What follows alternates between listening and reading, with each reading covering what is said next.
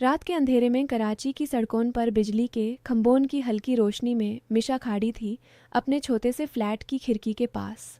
उसकी नज़र नीचे उस सड़क पर थी जहां जिब्रान अपना पुराना साइकिल उठा कर जा रहा था। उसकी कमीज़ गर्मी और मेहनत से गीली दिखती थी और उसके कंधे थाके हुए झुके हुए थे। मिशा का गला टाइट हो गया। ये मेरा शौहर है जो म्यूनिसिपल कॉरपोरेशन के नाइट शिफ्ट में सफाई करता है और नालियाँ रिपेयर करता है। अगर किसी ने देख लिया तो क्या सोचेंगे लोग? उसने अपने आप से पूछा और आंखें बैंड कर ली। दिल में एक गहरी कसक उठी जो हर रात की तरह आज भी नहीं जा रही थी।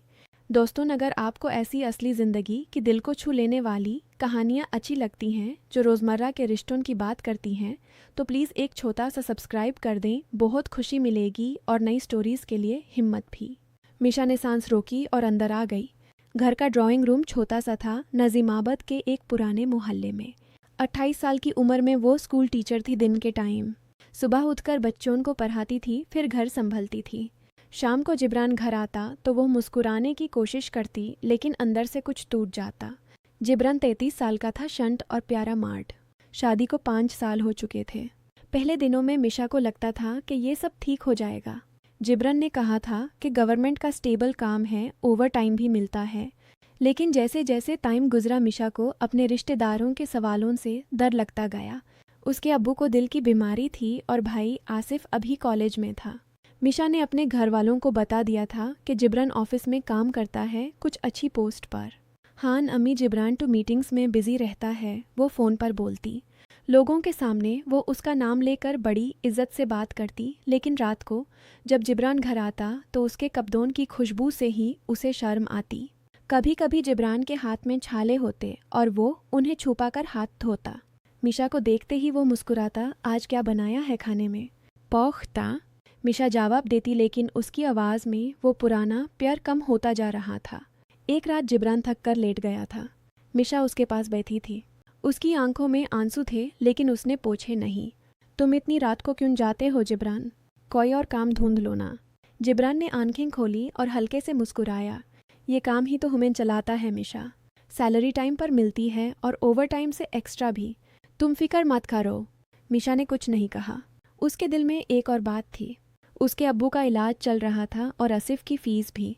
कभी कभी पैसे की टेंशन होती तो जिब्रान चुपके से कुछ अरेंज कर देता। मिशा सोचती थी कि शायद उसकी सैलरी से हो रहा है, लेकिन असल में वो नहीं जानती थी कि कितना कुछ उसके पीछे छुपा है। दिन गुजारते गए मिशा अपने स्कूल से आती और घर के काम करती। कभी कभी उसकी सहेलियां फ़ोन करके पूछती, मिशा जिब्रान को फैमिली फंक्शन में ले आओ ना, सब देखना चाहते हैं। मिशा हर बार कोई बहाना बना देती।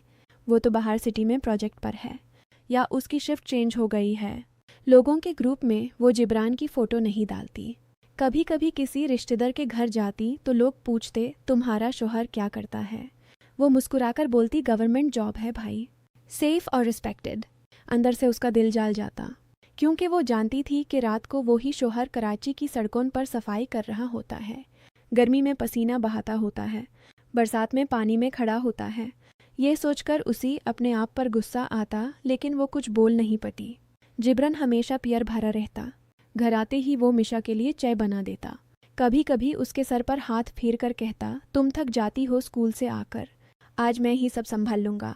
मिशा को उसकी ये बातें अच्छी लगती, लेकिन उसकी शर्म उसे दूर रखती। एक दिन उसके अब्बू का फ़ोन आया, बेटा आसिफ की नेक्स्ट सेमेस्टर फ़ीस आ गई है, पैसे की ज़रूरत है।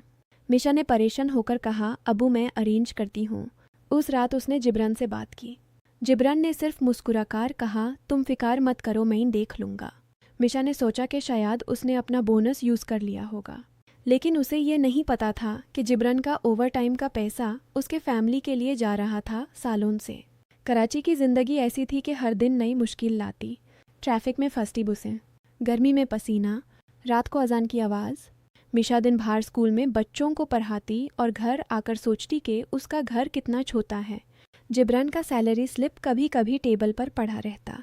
उसकी सैलरी इतनी नहीं थी, लेकिन वो कभी शिकायत नहीं करता।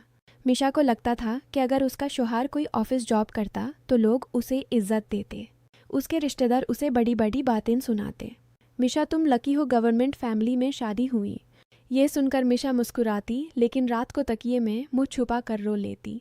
एक हफ्ते बाद मिशा को अपने भाई आसिफ के कॉलेज का फंक्शन अटेंड करना पड़ा। आसिफ ने फाइनल ईयर कंप्लीट किया था। मिशा अकेली गई थी। जिब्रान ने कहा था तुम जाओ, मैं शिफ्ट पर हूँ। फंक्शन में सब खुश थे। आसिफ स्टेज पर आया और उसने थैंक्स कहा। मीर अब्बू का इलाज और मेरी पढ़ाई में जो मदद मिली उसके लिए मैं शुक्रगुजार हूँ। लोगों ने तालियां बजाई। मिशा मुस्कुराई। उसने सोचा कि शायद कोई स्कॉलरशिप थी। फंक्शन के बाद सब लोग बातें कर रहे थे। मिशा चाय लेकर खड़ी थी जब उसके पीछे से एक आदमी आसिफ से बात कर रहा था। वो आदमी म्यूनिसिपल डिपार्टमेंट का लगता था। उसने हल्के से कहा, आसिफ बेटा, तुम्हारे जिब्रान भाई ने बहुत मदद की है। सालों से उनका ओवरटाइम का पैसा तेरे फीस और तेरे अब्बू के हॉस्पिटल बिल्स में जा रहा था, बिना किसी को बताए। म्यूनिसिपल के नाइट शिफ्ट में इतनी मेहनत करते हैं, वो लोग जानते भी नहीं कितना कुछ कर रहे होते हैं। मिशा के हाथ से चाय का कप लगभग गिरने को था। उसकी सांस रुक गई। वो वहां खड़ी रही, लेकिन उसका दिमाग घूम रहा था।